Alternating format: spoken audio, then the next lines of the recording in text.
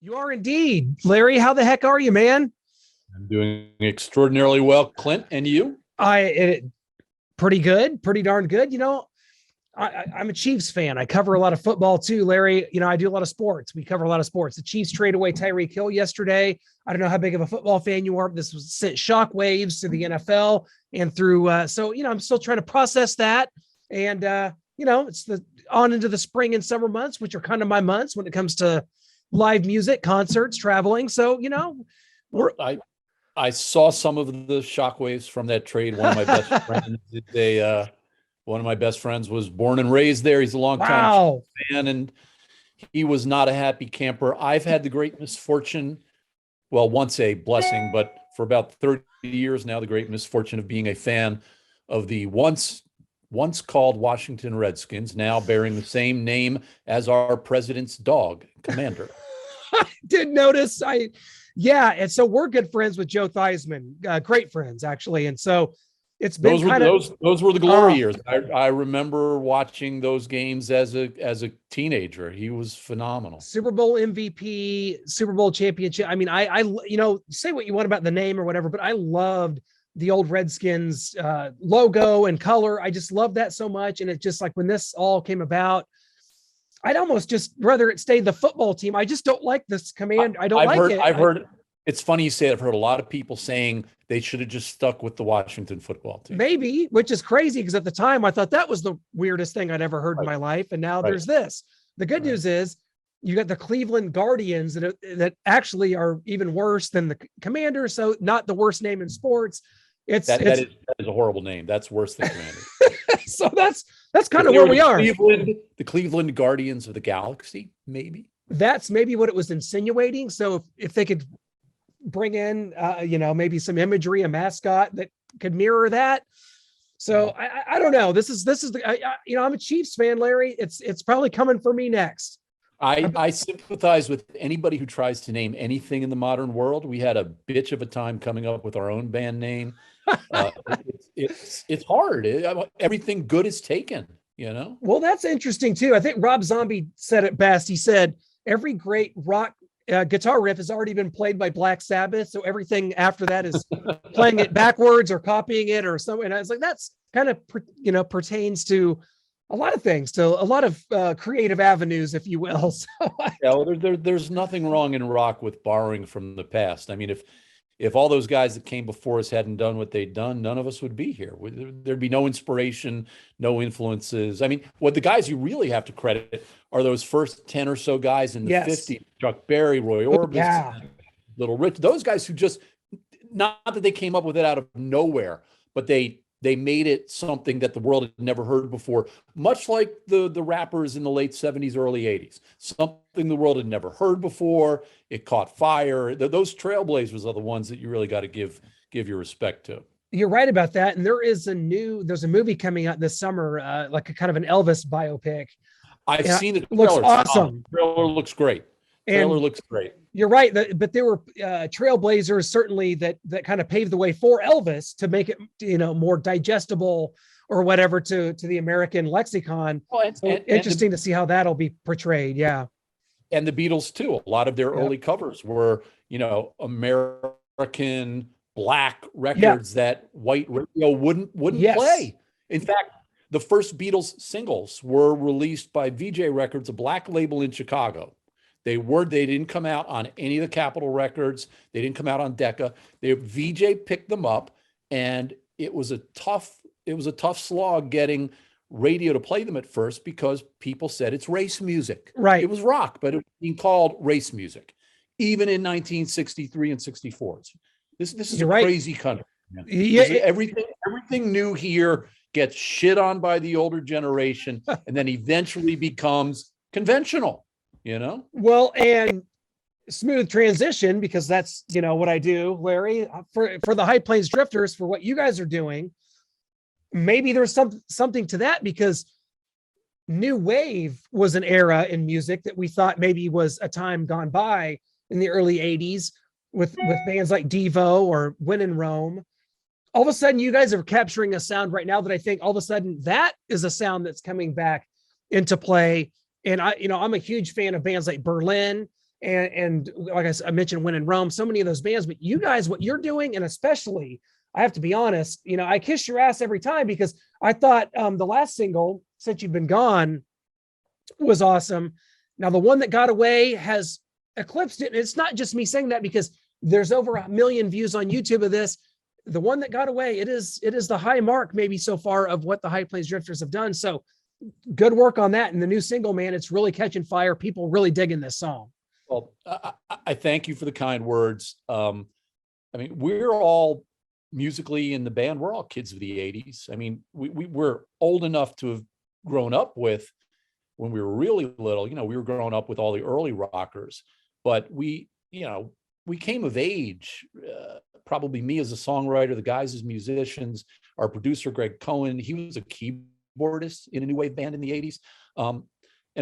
When we started this second album, the question was, where do we go? One of the important lessons I had to learn as a songwriter was that any particular song could be produced, played and produced in any number of genres. And so where do you go? And there was some discussion early on about we've explored some Americana, we've explored some pop punk, we've done some ballads. Let's go back to what we all really loved, which was 80s new wave. And it doesn't work for every single song that I've written for this second album, but probably half or more of the songs are heavily new wave influenced. And when we did the first one, Since You've Been Gone, I don't think we could have seen then that other people were going to be going in that direction. We're not the only ones, but there's just something great about that sound. If people are loving it, and I hope they'll listen to some more of our stuff. Are you surprised at all at the success of this latest single, the one that got away? I mean, does it shock you at all? It's always shocking to me that anything we do gets any attention at all. We're unsigned. We don't have any label backing. We don't have any publishing backing. We do all this ourselves, and it's hard. It's like pushing that legendary boulder up the hill, and then it rolls back down, and you start again. Sisyphus. I go back and forth. Like I love the song. I wrote it, but once you've written it and then the band takes it and the producer takes it, it's almost like it's not yours anymore. So I can sort of sit back and look at the song and listen to it, and I hope be a little bit objective. It's a super catchy song, yes, but a lot of it is the magic that Lars Skalland and his beautiful star Julie Bielke brought to that video. There's something really special about that video that has grabbed people's attention and put it up over the 1.2 million views. On the flip side of that, as compared to Since You've Been Gone, where we got a lot of AAA radio play, it's almost like so far on this single, we can't get arrested at AAA radio. We just started pushing it out to college radio, and it's starting to really catch on there. So, who knows where it goes? Who knows? Well, yeah, videos are so important. We've talked about it before. This one is beautiful. It's stunning. And so logistically and how this was all done, what was sort of the impetus behind the kind of the technology behind it? This is obviously has some stunning views and locations. What was sort of, how did it all come about? Our marketing consultant guy and Lars had done the videos for us on Since You've Been Gone. So we had some experience with him. He delivered videos on the prior single that looked like a major label made them. So he was just doing awesome work. We went back to him for this one. Videos are not my thing in terms of conceiving of what they should be. I leave that to professionals who do it for a living. So when Jonathan Chang, our marketing guy, and Lars came to me and said, we have this concept for this video, this wholesome looking, not Playboy centerfold type, but wholesome girl next door kind of pretty girl, is you're going to just see her reaching out into the camera as if she's leading this guy around, and then she's disappearing. And I said, it sounds perfect. I couldn't in a million years have foreseen how spectacular the scenery would be, how spectacular the girl would be, she's just a winner, None of it was green screened. That's all shot on site in Trondheim, Norway. So, hats off to Lars Skalland and his team for delivering something to us that, looks like all of the old how many major labels are there? There used to be 5. What are we down to? 3? I don't even know anymore. I don't even know anymore. Yeah. It's like, it's like, it looks like all 3 of them came together and produced this great video for this unknown band. So, well, for those that maybe aren't familiar with the High Plains Drifters and just sort of where this all came from and some of the other musicians, behind it, talk about your bandmates, what makes this work. I mean, you work with so many great musicians. We've had you on several times, and I want to talk about some of your running mates and sort of how this all formed and what maybe the goal was at the onset. I've known more than half the band for more than half my life, but it never conceived to me that we should be a band. I mean, I had first had to get over the hump that I wasn't really sure that I was a songwriter. Got over that hump, pulled in Greg Cohen, who I knew from the New York music scene. He's been producing us since about halfway through album 1. I've known him since he was 20, like he was a kid. Mike DeCampo and I had worked on a project back in the 90s together. John Makem and I knew each other from some music stuff in the 90s. And I'm not a guitarist. I'm a songwriter. I hear music in my head, but I need really talented musicians to translate what I hear onto the track. So as it's worked out, it's usually been some combination of me, Greg Cohen, and the 2 guitarists, John Makem and Mike DeCampo, who work out chords, instrumentation, arrangements. I actually can't take much credit for the arrangements, but it's a combination of the 4 of us who kind of put the basic structure of the song together. We have a phenomenal drummer who's also our engineer in Kyle Castle, and probably the professionally most well-known of all the guys in the band is our bass player, Dave Richards, who's played with, just everybody under the sun, including a lot of the greats in the 80s. And some of the great 80s feel that we get is probably some of that's coming from Dave's bass lines. You hear a little bit of New Order influence in some of the songs. Then we have 2 great female backup singers who sometimes appear on songs and sometimes not. They're not on the one that got away. So what can you tell us about the rest of the album? We've heard the singles. I think, it's clear that there's an upward trajectory here. That's a very positive thing, but when's can the album be expected? And you said about half the songs kind of have more of this new wave influence, and what's the rest? What else do we got coming up here, Larry? We have almost everything's done. We put out the 6-song EP last summer. The other, I don't know if it's going to be 5 or 6, but it could be up to 6 more songs are done, largely mixed. We're mixing what I think will be the next single, which would then be the single that launches the album, either in the summer or early fall.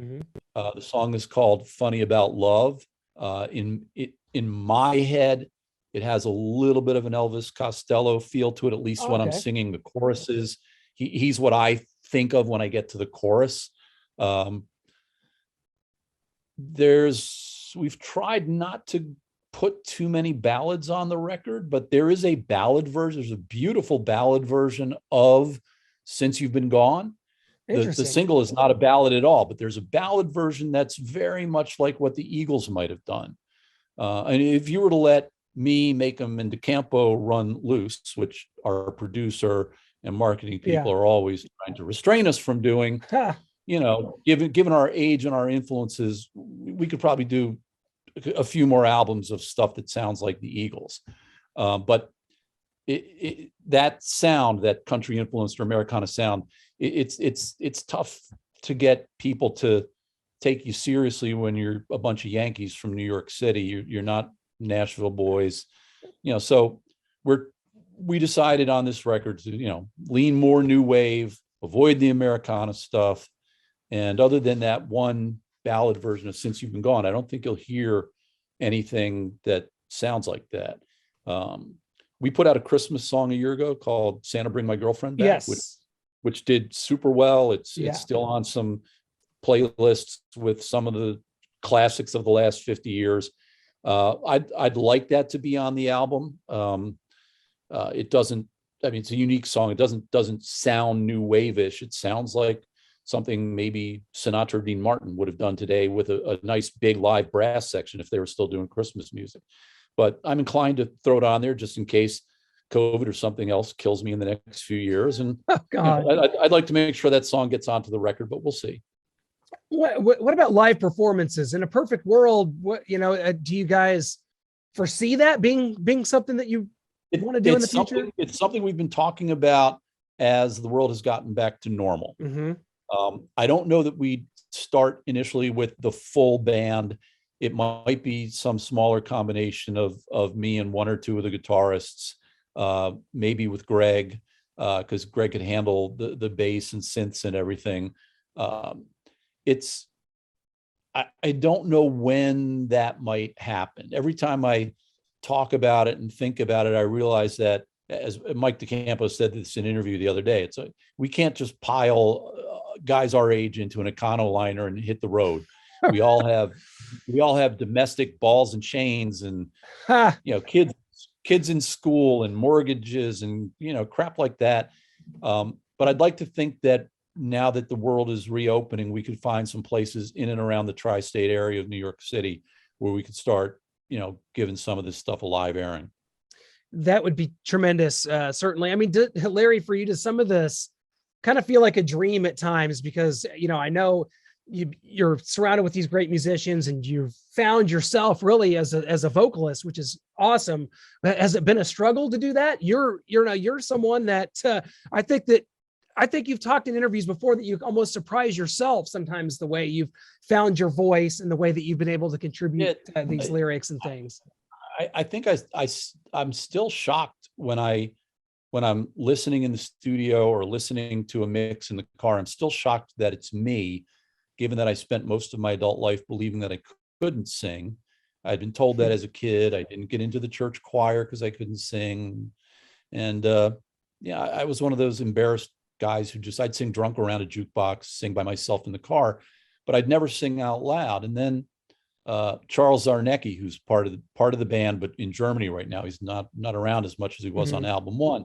Charles produced the first half of album one, forced me against my will to sing a song called Summer Girl, which he goes, it's a ballad. He goes, it's an old fashioned storyteller song, like from the 70s. You can talk it as much as sing it, give it a shot. So I did it.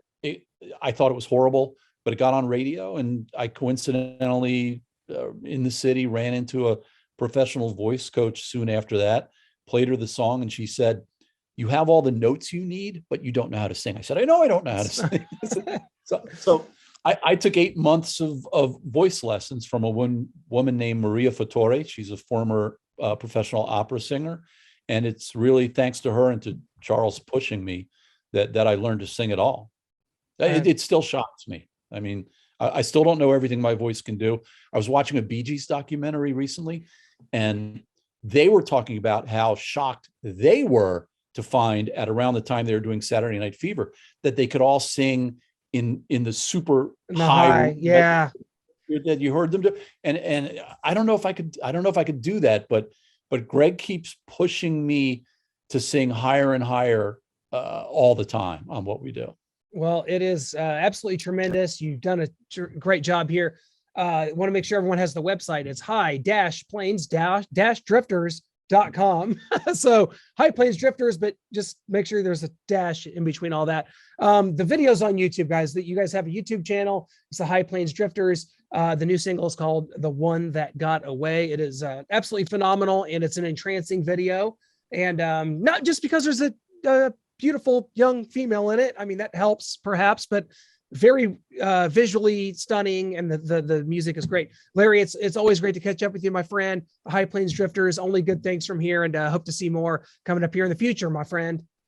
Clint, I thank you for giving us this time and attention. I hope maybe next time we can involve a few of the other guys, let them speak their own minds, and watch the album later this year. I think now it's going to be called Feeling Funny About Love, and I think the first single that will launch the album is a song called Funny About Love, which we'll be hopefully finishing our mix on next week. So Absolutely awesome. Can't wait to hear it. Larry, thanks so much, my friend. Stay healthy, my friend. We'll talk soon. Thanks very much. You You too. bet. Okay. Thanks.